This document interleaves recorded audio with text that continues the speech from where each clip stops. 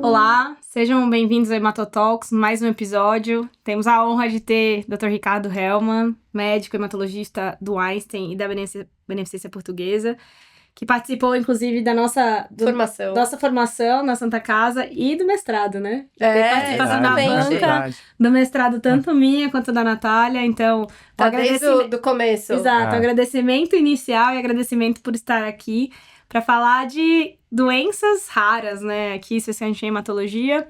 E a ideia é a gente começar falando de hemoglobinúria paroxística noturna, HPN. Desde onde estamos, qual o diagnóstico. Até um pouco sobre a doença mesmo. Exato, eu falo que HPN é o exame que eu mais pedi e que eu menos tive resultados. E é como eu assisti uma aula, na verdade, de manto, que ele tava falando sobre manto com mutação do BTK, e que ele falava assim, isso é um unicórnio, que a gente conhece, todo mundo, é extremamente popular, mas ninguém nunca efetivamente viu. E HPN é um pouco isso, né? Exato. E aí eu queria que você falasse um pouquinho de epidemiologia, quando pedir, né, HPN, se é certo o que a gente faz, pedir para todo mundo, e como o paciente se manifesta. Bom, obrigado pelo convite, é um prazer estar aqui com vocês. E primeiro, só para contextualizar por onde surgiu o meu interesse com HPN, né? Porque ninguém que acorda de manhã e fala, putz, acho que eu vou estudar HPN, né? Nunca vi alguém fazer isso. Mas isso aconteceu mais ou menos em 2007, 2008, quando eu comecei a trabalhar no Einstein.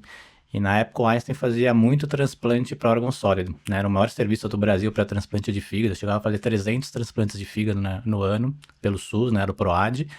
E aí começou a ter muito PTLD, citopenias, tromboses, e aí eles pediram para ter um hematologista no grupo lá de transplante de órgão sólido. Na época ninguém queria ir para lá, né, trabalhar com cirurgiões, a gente tirou no palitinho e eu fui sortudo de cair lá no grupo. Aí montei um ambulatório lá uma vez por semana, às quartas-feiras à tarde, que eu faço até hoje, e comecei a catalogar todos os pacientes que acabavam chegando para mim para trombose, né? E o que começou a chamar a atenção é que a grande maioria dos pacientes vinham para investigar trombose esplânica. Então era Budd-Chiari, trombose de mesentérica, trombose de porta. Aí no final eu estava com mais de 40 pacientes trombosados com Budd-Chiari em fila de transplante. E aí, conversando com o Dr. Rodolfo, né, que todo mundo aqui conhece, ele falou, vamos organizar isso aí, montar um protocolo de investigação de trombofilias, né, tentar virar alguma coisa. E aí a gente começou a criar lá um protocolo de investigação, a gente investigava as trombofilias hereditárias, então proteína C, proteína S, antitrombina, anticoagulante lúpico. E aí, vamos começar a investigar HPN, porque a gente sabe que HPN dá muita Budd-Chiari. E aí que eu comecei a achar um monte de pacientes com Budd-Chiari que não eram diagnosticados. Pacientes com mutação de JAK2 também começaram a aparecer. E aí a gente começou a estudar HPN, que até então eu tinha visto um caso no cenário de contexto de aplasia de medula. E foi bem interessante que isso aí acabou virando a minha tese de doutorado, né? Então foi aí que surgiu o meu interesse pela HPN. E aí, começando a estudar HPN, a gente percebeu que ela é, assim, uma doença rara, né? Na verdade, ela entra nos critérios daquelas doenças ultra raras, que é mais de um caso por milhão de habitantes. Então, a prevalência no Brasil ainda é muito baixa, né? Subdiagnosticada. É isso que eu ia falar. Provavelmente ainda, óbvio que é rara, Sim. mas muito subdiagnosticada, né? E o grande avanço na HPN foi no início dos anos 2000, quando a gente teve acesso à citometria de fluxo. Sim. Porque então a gente fazia uma dúvida diagnóstica, né? E aí, esse paciente tem anemia, tem hemólise, tem uma trombose, não tem aplasia, vamos fazer a investigação de HPN. E aí o exame que a gente tinha disponível, né? Com o exame que eu tinha na Santa Casa, na residência, era o teste de RAM, que é um exame muito tecnicamente difícil de ser realizado e um exame ruim. Então a gente acabava perdendo muito diagnóstico, né? E acabava virando uma doença mais rara do que ela é. No início de 2010, mais ou menos, que a gente padronizou a citometria de fluxo, que é um exame rápido, né? Que faz com sangue periférico, que você tem ali os marcadores, que consegue marcar ali as células. E a gente conseguiu disponibilizar o teste de citometria de fluxo para todo mundo. A gente sabe que é o padrão ouro para o diagnóstico de HPN, né? Então, o que a gente usa de marcadores, a gente sempre pesquisa pelo menos 3 linhagens celulares. A gente faz monócitos, neutrófilos. Hemácia é factível de fazer, mas não é a melhor célula, porque ela hemoliza muito. Então, a gente sempre preconiza pelo menos 3 linhagens diferentes. A gente faz pelo menos 3 marcadores diferentes. O principal é o FLAIR, que é um marcador de membrana ali da proteína da célula tronco. E a gente faz o CD55 e o CD59. E aí a gente tem um laudo tecnicamente muito rápido, né? Em 24 horas, teoricamente, daria para a gente ter um laudo e a gente consegue fechar o diagnóstico de HPN. E você ainda vê muita diagnóstico, mesmo de citometria, sendo feita de forma equivocada? Porque muitas vezes a gente vê isso, da gente pedir, escrever que a hipótese diagnóstica é de HPN e vir, por exemplo, uma imunofenotipagem de linfócito. A gente acaba vendo, porque assim, no começo, quando essa citometria surgiu, o que os citometristas olhavam é se tinha o clone ou não. Então, e o laudo vinha, presença ou ausência de clone, ponto. E aí, com o tempo, a gente se bastava com isso, né, fechava o diagnóstico, mas ficava aquela dúvida, será que é uma HPN pura ou se é uma aplasia de medula com clone pequeno, uma mielodisplasia com clone pequeno? A gente sabe que todas essas doenças mieloides, você pode ter presença de clone. Hoje em dia, um laudo bem feito, ele precisa constar as 3 linhagens, precisa estar descrito lá quais foram as linhagens que foram pesquisadas, avaliadas, a quantidade de células com clone presente, então a gente divide em 3 faixas, menor até 0,1%, que é um clone muito pequeno, que é o que a gente costuma ver nas aplasias de medula óssea. Então, quando a gente pega um laudo com um clone muito menor do que 0,1, pensa num diagnóstico diferencial, seja aplasia, seja mielodisplasia, com clone HPN. Aí, entre 0,1% e 1%, que é um clone um pouquinho maior, intermediário, que aí sim sugere HPN, e clones maiores de 1%, aí, se o paciente não tiver outra falência medular, a gente vai falar que ele é uma HPN pura. Então, quantificar o clone e a linhagem celular é muito importante pra gente.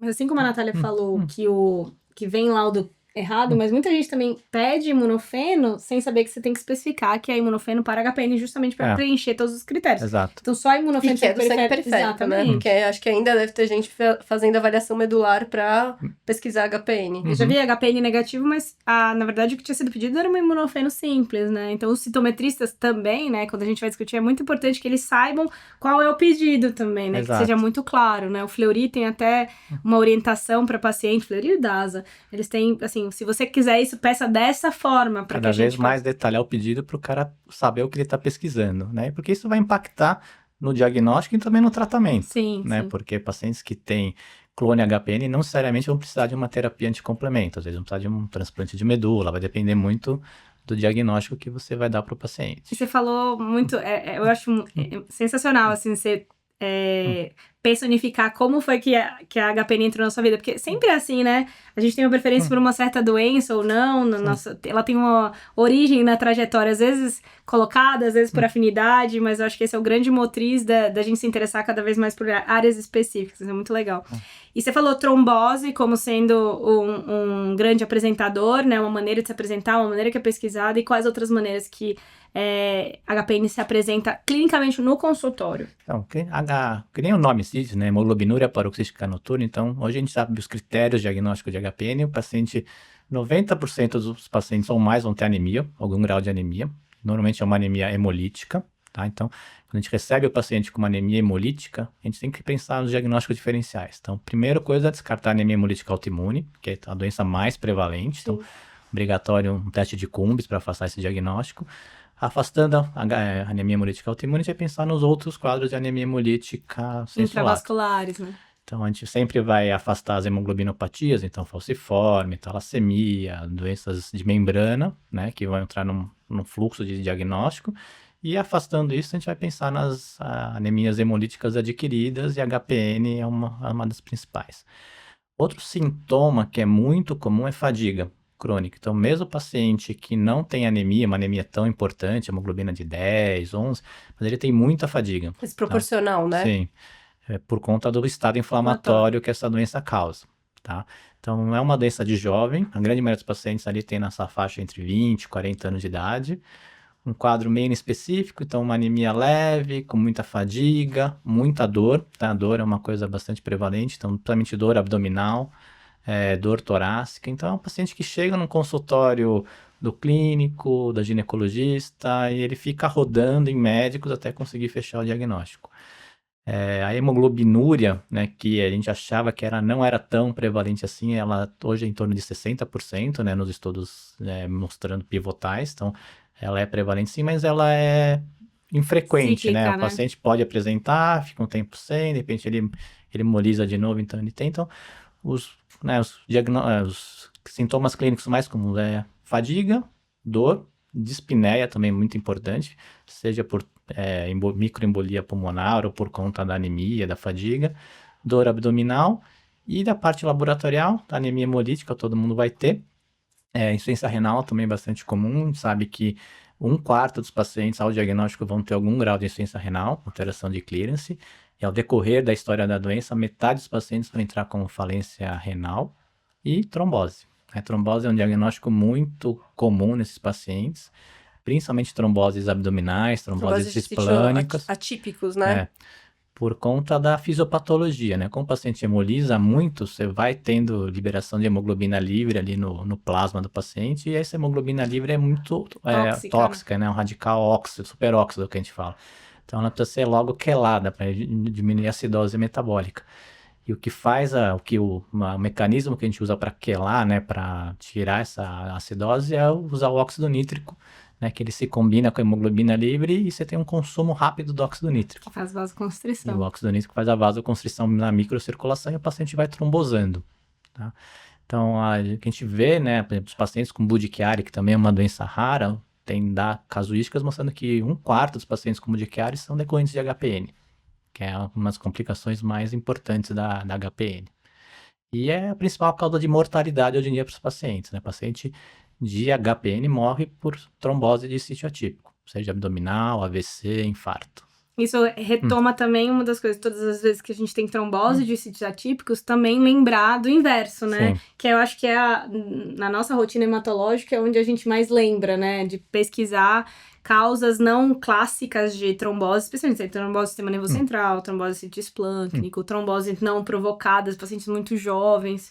O inverso também é verdadeiro. Hoje, pacientes com trombose de sítio atípico e jovem, sem uma causa aparente para trombose, é obrigatório se afastar HPN. E de tratamento, então? Aonde a gente vai focar o tratamento da HPN para mudar? E quando a gente precisa tratar, quando não precisa tratar? O tratamento mudou muito nesses últimos Melhorou muito, 20 anos. Grandes até avanços. 20 anos atrás, a única terapia que a gente tinha curativa era o transplante halogênico de medula óssea, que ainda é uma terapia aprovada no PCDT, né? Quando você vê o PCDT de HPN no Brasil, o transplante está contemplado ali. E que a gente acabava transplantando alguns anos atrás pacientes com HPN grave, né? Então, pacientes com muita trombose, você não tinha o que fazer, você coagulava o paciente e encaminhava para o transplante. E no Mas cenário... também chegavam pior pro transplante, né? Chegavam clinicamente pior pro transplante. Exato, porque eram pacientes com insuficiência renal, com hipertensão pulmonar. Muita alteração na microvasculatura, né? Então, tem dados de literatura que a mortalidade TRM, né, relacionada ao procedimento num transplante halogênico chegava com 50%, que hoje em dia é proibitivo num transplante para HPN. E no cenário de aplasia, aí sim a gente trata aqueles pacientes com HPN, mais no cenário de aplasia, a gente trata como aplasia de medula, são os pacientes que a gente ainda transplanta com transplante halogênico nesse cenário. Agora, os pacientes com HPN pura, né, eram pacientes que acabavam morrendo até 10 anos atrás, 15 anos atrás, e o que mudou a história natural foram as terapias que a gente chama de terapias anticomplemento, que são os remédios que bloqueiam ali o sistema complemento, que é o principal responsável na fisiopatologia pelo quadro clínico da HPN, né? Você não consegue controlar a atividade do sistema complemento, por isso você tem essa hemólise intravascular e o paciente acaba tendo as complicações. E com essas medicações você inibe ali o complemento terminal, né, com a cascata do complemento, o paciente para de hemolizar e você muda a história natural da doença. Então, hoje, os critérios diagnósticos que a gente leva em consideração são aqueles pacientes com um diagnóstico confirmado, então precisa obrigatoriamente ter uma citometria com clone e precisa ter um dos critérios, que são critérios clínicos e laboratoriais. Então, o paciente precisa ter um critério laboratorial, que é uma anemia, o que a gente considera hemoglobina menor do que 10, persistente, ou pacientes com hemoglobina maior do que 10, mas às custas de transfusão. Precisa ter algum exame de imagem mostrando alguma trombose prévia, um ecocardiograma mostrando hipertensão pulmonar. Então, são os exames que a gente vai usando para fechar a indicação de tratamento. Ou a associação de 2 sintomas clínicos, que é fadiga importante, dor, dispneia e hemoglobinúria importante. Então, se tiver 2 sintomas clínicos mais uma alteração laboratorial, ele já tem indicação de tratamento. E um outro exame importante é o DHL, né? Então, pacientes que têm um DHL 1,5 vezes ali o valor de referência também entra como critério diagnóstico. Né? Intravascular, especialmente. E de anticorpo monoclonal, que foi exatamente o que a gente teve de avanço, assim. A gente tinha o eculizumab, já tem há um certo tempo, mas mais recentemente teve novos avanços aí O que a gente sabe, a gente aprendeu muito com a cascata do complemento estudando HPN, né? Então, o primeiro medicamento aprovado foi o eculizumab, que é um anticorpo monoclonal que ele inibe ali o complemento terminal, inibidor de C5, tá? Então, foi a primeira medicação aprovada no Brasil, no mundo, mas também no Brasil. Ele foi incorporado no SUS ano passado, então, ou seja, todo paciente com HPN consegue pegar o eculizumab pelo SUS desde o começo desse ano. E é uma medicação que a gente sempre começa ela é extremamente segura, né? Uma medicação que tem pouquíssimo efeito colateral. O grande problema dela é que ela é infusional, endovenosa, e o esquema posológico não é dos melhores, porque a gente faz sempre uma fase de indução semanal e depois o paciente fica recebendo de 15 em 15 dias a medicação contínua. Né? Porque a gente sabe se o paciente parar de tomar a medicação, aí entra em franca atividade de doença. Então, você melhorou a sobrevida, você diminuiu o risco de morte e mortalidade, mas a qualidade de vida do paciente fica muito comprometida, né? Não pode viajar, não consegue trabalhar direito, então precisa ainda ir tem, no às vezes, centro. as questões, você falou agora, né? Foi incorporado, mas ainda tinha muitas questões de acesso, até de tá aprovado, seja pelo SUS, seja pelo convênio, tá aprovado, mas a gente vê que, às vezes, essa periodicidade acaba não ocorrendo na prática, né? Exato. O paciente acaba, às vezes, falhando na hora de receber o tratamento. E é uma medicação extremamente cara, então, e que nem a gente comentou, poucos médicos têm poucos pacientes. Então, no Brasil está tentando se organizar, está tentando seguir o modelo inglês, né? E como funciona na Inglaterra? Tem meia dúzia de centros espalhados no país, que são centros de referência de tratamento de HPN. Então, você diagnosticou um paciente com HPN, obrigatoriamente ele é referenciado para um desses centros, e lá ele vai ser acompanhado e vai receber a medicação lá. O Brasil está tentando desenhar um modelo parecido, né? Claro que a gente é um país continental, não dá para comparar com a Inglaterra, mas a gente está fazendo alguns centros no país e provavelmente os pacientes vão acabar sendo referenciados para esses centros onde eles vão seguir o tratamento. Aqui em São Paulo... E aí acaba tendo até um tratamento multidisciplinar, né? Mais organizado. E uma dúvida que eu tenho, uma curiosidade, já que você acabou falando um pouquinho do Brasil e desses grupos, a maioria dos pacientes está no SUS ou está no privado ou é meio a meio? Você tem uma noção? A maioria dos pacientes estão no SUS, né? Mas hoje em dia, mesmo quem tem paciente privado, acaba referenciando o paciente para o SUS porque a logística é muito mais fácil. A disponibilização do eculizumab hoje está quase que universal só no SUS. Então, o paciente tem que ir para um centro do SUS, ele acaba passando em consulta lá e acaba seguindo lá. Com hemofilia, né? Que acaba sendo... Muito parecido com a hemofilia. Os centros de referência, porque é melhor seguido, melhor equipe mais multidisciplinar, doença muito rara, então acaba agrupando esses pacientes. Do ponto de vista logístico, faz muito mais sentido mesmo.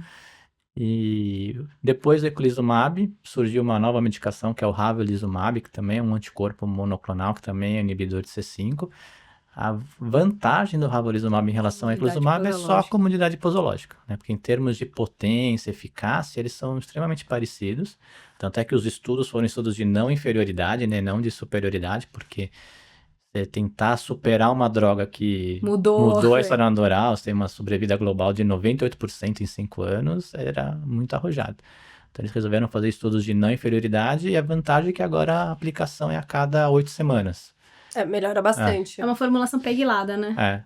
Na verdade, a estrutura da molécula é um pouquinho diferente, não é que ela é peguilada. Então, ele tem uma meia-vida muito maior. Então, ele circula mais tempo, então o paciente fica protegido por muito mais tempo. Então, se diminui de 15 dias para cada 8 semanas. E um benefício que foi visto nos estudos é que ele diminui as hemólises de escape. Porque como ele tem uma meia-vida muito maior, ele dura mais porque é uma droga mais estável. Então, E nessa, a gente sempre tenta trazer, assim, da vida real, né? Teve algum caso nessa tua jornada, lá no Einstein, nesses ambulatórios, algum caso que te marcou muito, seja porque foi diagnóstico, o paciente ficou muito tempo sem tratamento, muito tempo passando de médico em médico, ou porque melhorou muito a qualidade de vida? Tem algum caso que você, assim, que te chamou muita atenção, que te marcou? Acho que foi o meu primeiro caso, na verdade, era um garoto de 19 anos. O primeiro que veio positivo. Unicórnio, né? Não, na verdade era um garoto do interior de Minas, era uma cidadezinha perto de Alfenas. Na época ele abriu um quadro de uma síndrome de Budd-Chiari, ficou pingando em vários centros ali no interior de Minas, não fecharam o diagnóstico dele.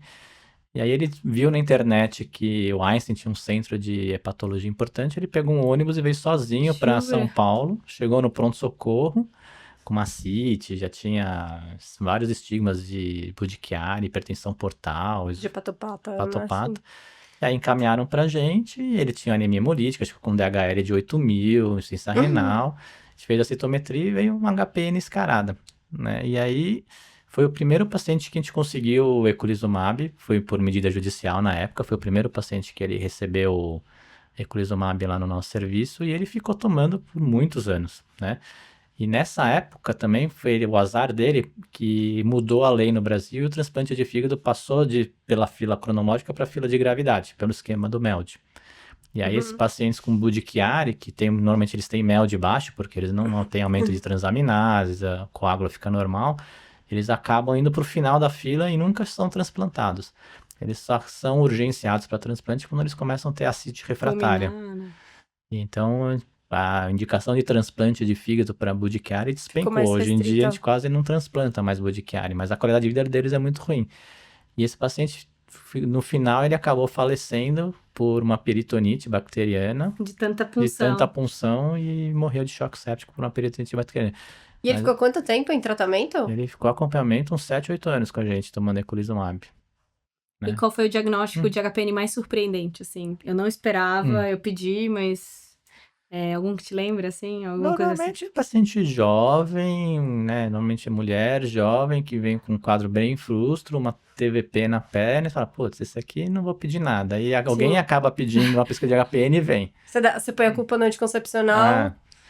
E aí normalmente é um clone não tão alto e a gente fica sempre naquela dúvida, se vale a pena tratar, se não vale, o que a gente acompanha esses pacientes. A grande maioria acaba evoluindo com uma anemia e acaba recebendo indicação de tratamento. E tem mais algum outro nicho de pesquisa, além do complemento, como a gente já colocou? Alguma outra mecanismo, área, outra molécula, outra combinação? Para tratamento de HPN, a gente está cada vez mais investindo em novas medicações com melhor comunidade posológica e inibindo outras proteínas do sistema complemento. Então, a gente tem outras moléculas chegando que vão inibir o que a gente chama de complemento proximal, que inibe ali o C3, então inibe o fator D, fator B. São moléculas mais potentes e já tem moléculas também via oral. Então, o paciente fica tomando um comprimido em casa por dia muito melhores. Elas ainda estão começando a ser aprovadas no Brasil agora. A gente ainda não tem no cenário do SUS. No SUS, a gente só tem o eculizumab e o ravorizumab foi aprovado recentemente pela Conitec, mas ainda não foi incorporado. Mas provavelmente daqui a alguns anos a gente vai estar tratando com medicação oral, inibindo todo o sistema complemento. E o problema é que a gente não sabe ainda, a grande discussão hoje para quem estuda HPN é o risco de você inibir toda a cascata do complemento. A gente sabe que ainda é uma via importante no combate às infecções. E contínua, né? Então, assim, acho que tá longe de você falar que vai ser um tratamento finito, né? Exato. Igual a gente tá aprendendo com os IBTKs, cada vez drogas mais potentes, os riscos disso com a HPN vai ser a mesma coisa. E efeitos que a gente não esperava antes, né? Totalmente não relacionados. E outra coisa que tem surgido são as combinações, né? Inibidores de complemento proximal, complemento terminal, então usando dupla inibição do sistema complemento para os pacientes mais graves, né? Alguma pesquisa clínica aberta agora de HPN? Aberta não, a gente tinha recente com crovalimab, que é um outro inibidor de C5, que fechou a inclusão, mas com certeza em breve teremos outras moléculas aí, principalmente com medicações orais. E se a gente tivesse que falar, assim, a gente tem um jovem hematologista, alguém na clínica... Um conselho. Qual conselho que você daria, seja no HPN, seja de uma maneira geral, qual conselho que você daria para alguém que está fazendo residência, está pensando em fazer residência? O que você daria um conselho para um jovem hematologista? Em relação ao HPN? Pode ser, primeiro em relação ao HPN e depois para a vida. Em relação, para a vida, é uma especialidade muito bacana, né? Te dá muito campo de trabalho. Você pode trabalhar com oncologia, com transplante, hemoterapia, laboratório. Então, quando a gente vê que a medicina está ficando cada vez nichada, né? Está tendo diminuição de oferta de emprego, a hematologia ainda é uma especialidade que te dá muita opção de trabalho. É muito ampla. Muito amplo. Para quem gosta de clínica médica, é muito legal. Para quem gosta de oncologia muito específica também. Então, te dá muita possibilidade e é uma especialidade muito legal, né? Para quem gosta de se debruçar, estudar, é muito, muito bacana. Recomendo. E para quem gosta de HPN, sempre lembrar que ela existe. né? E lembrar de, principalmente nos pacientes jovens com trombose, vale a pena investigar. Hoje a investigação é ampla, não é um exame caro, é um exame relativamente simples e barato e rápido. E lembrar que a gente às vezes gasta muito dinheiro fazendo investigação de trombofilias em geral. Sim. A gente pesquisa fator 5 de Leiden, mutação da protrombina. Outro dia a gente fez um levantamento, uma pesquisa completa de trombofilia molecular com todas as mutações e chega a custar R$12.000. Sim, a gente fez uma... a Paula aqui, do HC, ela falou. Essa conta de padaria a gente fez. Impressionante. Se fosse pagar, custaria de 7 a R$12.000, extremamente caro, e a prevalência dessas doenças é muito, muito baixa, às vezes tão baixa quanto a HPN. Então, hoje em dia, arriscar vamos pedir tudo para todo mundo e tentar racionalizar os exames. E acho que muito é da clínica, né? Como você colocou, e a gente sempre fala aqui de uma anamnese bem feita, né? Nas tromboses, é muito... É esse o tempo que você gasta, né? Com o paciente, tirando uma boa anamnese e vendo ali fatores de risco para colocar a culpa da trombose, ou então investigar melhor essa trombose. Isso. A gente queria te agradecer pela presença. É muito legal falar de necessidades médicas não atendidas, né? Doenças raras, porque esse grupo de pessoas que tem, ela se sente muito perdida, muito desassistida, né? Então, eu acho que ter gente dedicada é muito importante e cada vez... E juntar, né? Essa ideia dos centros é muito legal, porque esse nicho um pouco mais... bem inovador no Brasil, né? Tá tendo muita briga, porque a gente sabe que no Brasil, diferente da Inglaterra, com a medicina socializada, que pro médico tanto faz ele ter ou não ter o paciente. Aqui no Brasil a gente sabe que não é bem assim. Esse tá sendo meio obrigatório, está sendo de cima para baixo, né, essa formação desses centros, e os médicos vão ter que encaminhar os pacientes, não vai ter jeito, senão não vai ter acesso às medicações. Mas no final, assim, acho que vai ter essa vantagem pro paciente de ter, principalmente o centro, né, você não ser só o médico especializado e ter a possibilidade da equipe multi. É muito bacana esse cenário que a gente está desenhando para HPN no Brasil. E deixem os seus recados, suas sugestões, dúvidas, né, de HPN. Muito obrigada pela presença. Muito obrigada mais uma vez.